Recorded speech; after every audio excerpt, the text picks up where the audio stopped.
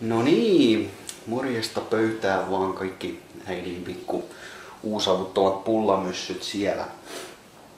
Tänään voisi olla semmonen päivä, että millainen keli siellä on. Onko siellä hyvä keli rillata? Se oli kompa kysymys. Retorinen kysymys. Aina on hyvä keli rillata. Oli sitten 20 astetta pakkasta ja lunta tai 40 astetta hellettä. No kuitenkin täällä me tehdään täytettyjä paprikoita.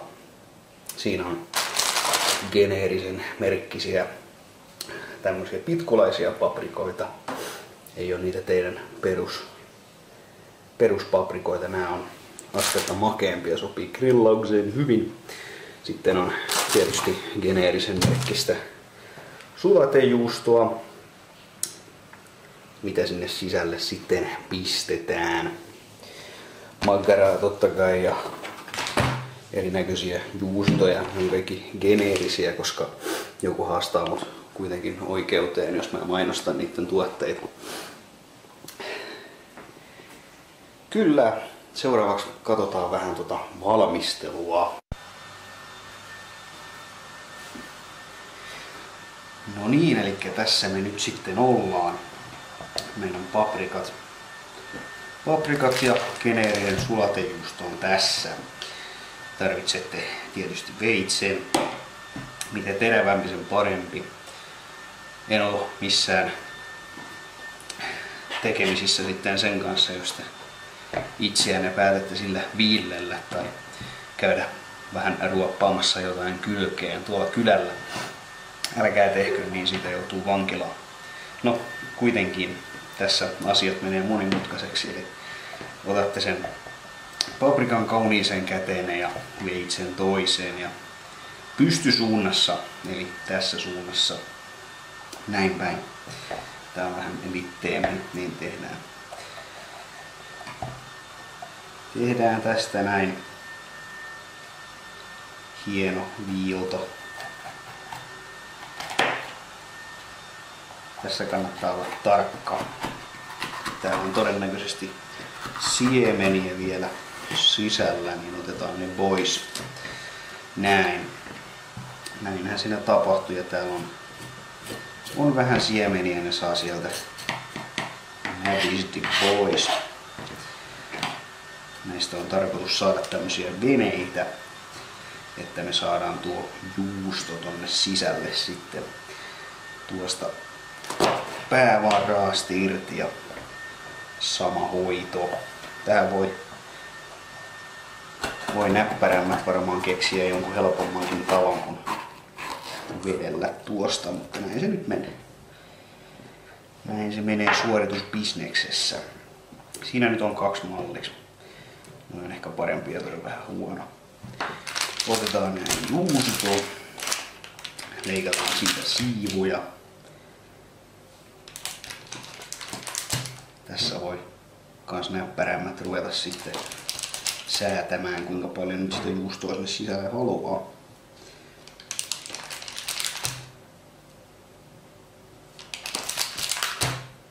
Tarkoitus kuitenkin, että kaikille riittää.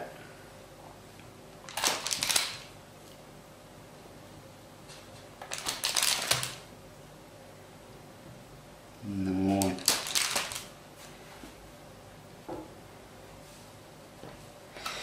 Siinä on malli.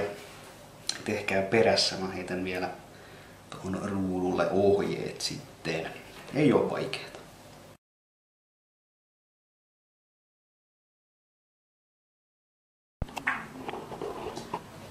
Näin. Tullaan tänne kaikkein pyhimpään. Ovi kiinni. Eli rillauspaikka. Tämä tässä on Läskibertta. Se on nimetty siksi, koska kun sitä kohtelee oikein, niin se käy todella kuumana. Hehe, paska vitsi. Juu. Tässä on tuotteet. Katsotaan saisinko mä tähän jotain kuvakulmaa. Olisiko tuossa hyvä? Se on ihan hyvä siinä. Näin. Tässä sitten olemaan grilli lämpenee. Grilli lämpenee, meillä on täällä apukokki. Apukokki, jota kiinnostaa vaan ruoka. Meillä on nyt käytössä sähkögrilli. Niin kuin mä joskus jo totesin, niin sillä ei ole mitään merkitystä, mitä grilliä te käytätte, kun se on kuitenkin vaan lämpötila, mikä siinä on se tärkein. Pistetään tomaatit tosta ensimmäisenä tulille.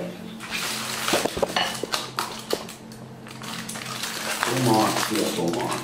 Missä menee kaikki pisimpään? Tomaatit sinne ja pistetään tosta vaikka näön vuoksi vielä meidän halloit. Kato siellä. Yritettiin heti lapaniin.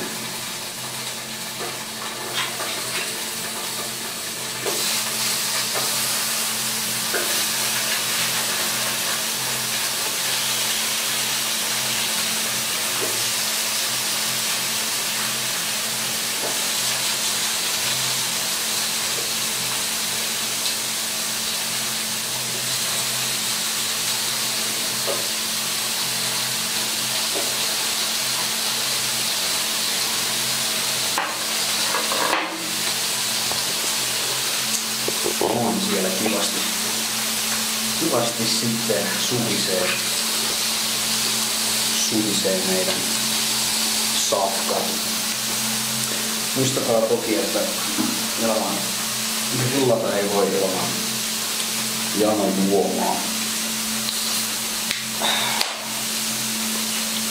Näin se menee. Luontoääni. On se hyvä.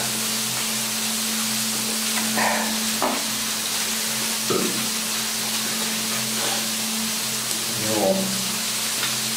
Semmoista mä tuossa mietin, kun kaiken maailman pistetään toi hetkessä. On kaiken näköisiä vituhippejä siellä, jotka sanoo, että et sä voi rakastaa eläimiä, jos sä syöt lihaa. Se on mun mielestä ihan täyttä hevon paskaa semmoinen. Mä rakastan eläimiä todella paljon. Rakastan niitä luonnossa ja eläintarhassa, mutta kaikkein eniten mä rakastan niitä mun lautasella ja maassa. Se on varmaan siitä asti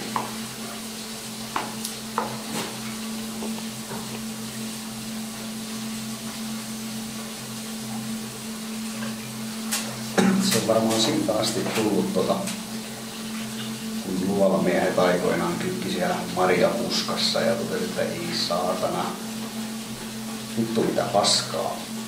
Sitten ne rakensi isoimman notskin mitä pystyi ja meni hakkaamaan kivellä mammutin sitten 1000 paskaksi. Nylki ja pisti lihoiksi ja heitti siihen notskille sitten ja pisti siitä suuhunsa ja totesi, että oi vittu tää on hyvää. Tää on niin hyvää. Sitten ne antoi kaverilleen kanssa ja sekin toi sitä että kyllä puhu paskaa ollenkaan. Siitä asti ihmiset on riullannut.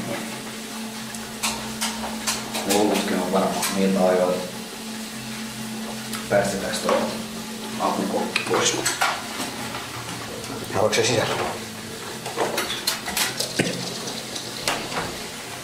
Siellä näemmä oli jotain parempaa. Semmosta se on. Niin.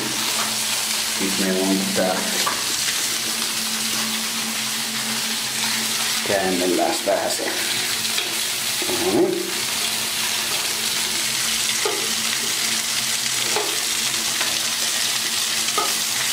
Hyvin toimii sähkögrilli.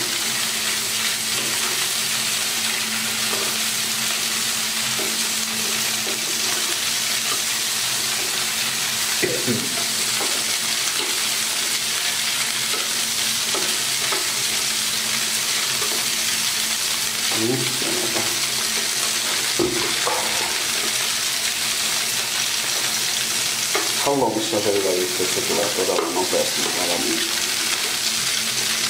Noissa menee oma kaunis aikansa.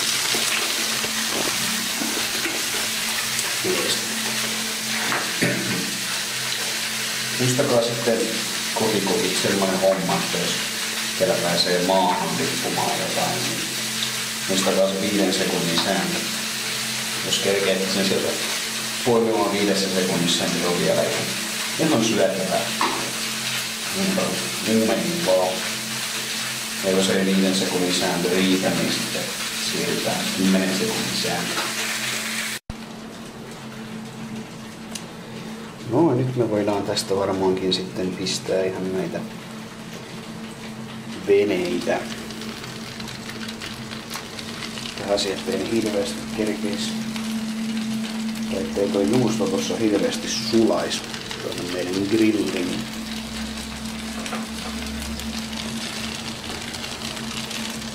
Hirveän montaa me ei sinne saada kerrallaan. Näin. Sitten otetaan tosta vielä juustoraastetta. Jos otetaan. Heitetään sitten vähän tuohon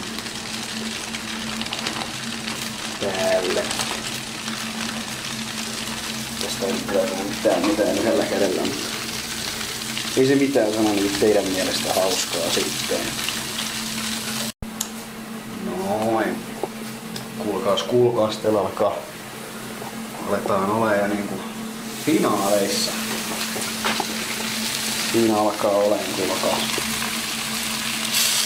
aika lähellä totuutta. Haistakaa. Se on niin hyvä hovi. Se on niin hyvä. Eipä siinä. Me aletaan täällä kohta syömään. Tohon kun vetää vähän perunasalaattia jälkeen, niin se on tuotu peruna keväällä. Ensi kerralla tehdään varmaan jotain vähän lihasempaa. Mä tässä heti ekassa videossa rikoin ensimmäisen sääntön, ettei ikinä vihanneksia. Mites siinä sitten kävikään? Kyllä, ei siinä mitään. Katsellaan ensi kerralla jotain muuta. Se on moro.